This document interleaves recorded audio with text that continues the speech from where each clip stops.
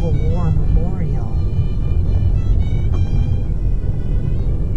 The meetings for the veterans. They plow that in the winter? I don't think they do. One end of it on the other side gets plowed because people live there, but I don't think this side does. They plow the fishing access, but I don't think they plow the road that goes out around it. Although they might, Keith, because of fire. Although the place doesn't have electricity. I don't think that they use in the winter. And this is number 10. This one's smaller over here now. Yep. But I think that there's water that connects the two, but they're two separate ponds. This is where they got the lake trout in here, don't they? Yes, this is where they found the Civil War cannonballs a number of years ago, like probably in the 80s. Will Jennison was one of the divers that found those. Yeah, he's on the fire department dive team in Johnson. Yeah, some of them were active too. Some ice fishermen out there. Yeah. Fishing away. So this is Callus. Like the line was back there, like past the Four Corners this way, but this is considered Callus.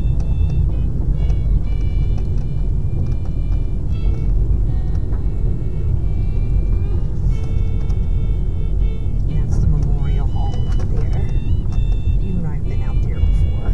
Yeah, we went out there last summer and we rode out through there.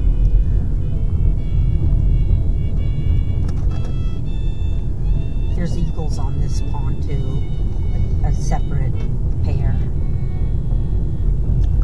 No, that's where they used to have the meetings, wasn't it? Yeah. From the Civil War vets. Yeah. Used to have it. I think I got that's in that book.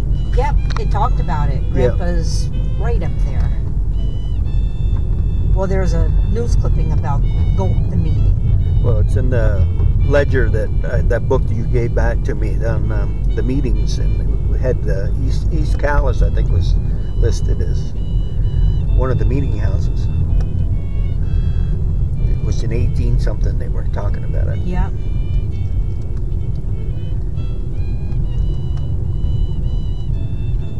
I think when they enlisted, that this is where they would come to gather, and then they went and got on a train and went somewheres to wherever they were going.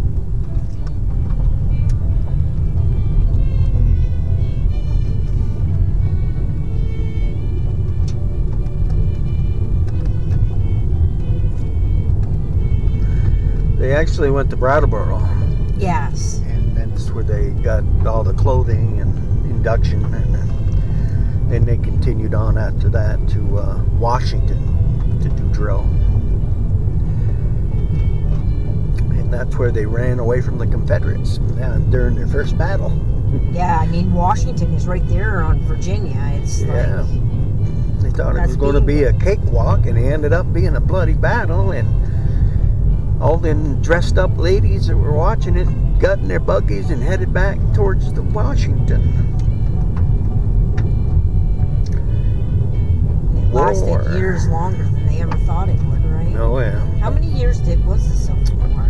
Well, I don't know. What was it? 1860 to 1864? Something like that. At least 4 years. Oh, metal mole, the road running. This is Scribner's barn. They used to have barn dances here. Yeah, I don't know if... That's the Moscow Road. That's where the recycle station is that Keith goes to sometimes. Yeah. Is that dirt road. It goes to Callus. I don't know if our great-great-grandfathers on my father's side actually went to the Civil War. They were here during that time period, so... But I don't know. I know on the Boyce's side they were. Didn't they come here in 1864? 1860 something, so the war might have been just over. I think it was 1864 when they came over. And the Boyce side, they got here in the 1700s, so... Yeah, like 200 years later. Yeah. time. 150 maybe. Well, Vermont wasn't even a state when the Boyces came It's over. a republic, right? Actually, I think New York owned it. And then didn't New Hampshire own it for a while too? Yeah, I think we fought with the Yorkers. And then after a while, it was given its own name, own state. But I don't remember when it Green was. Mountain State. Yeah.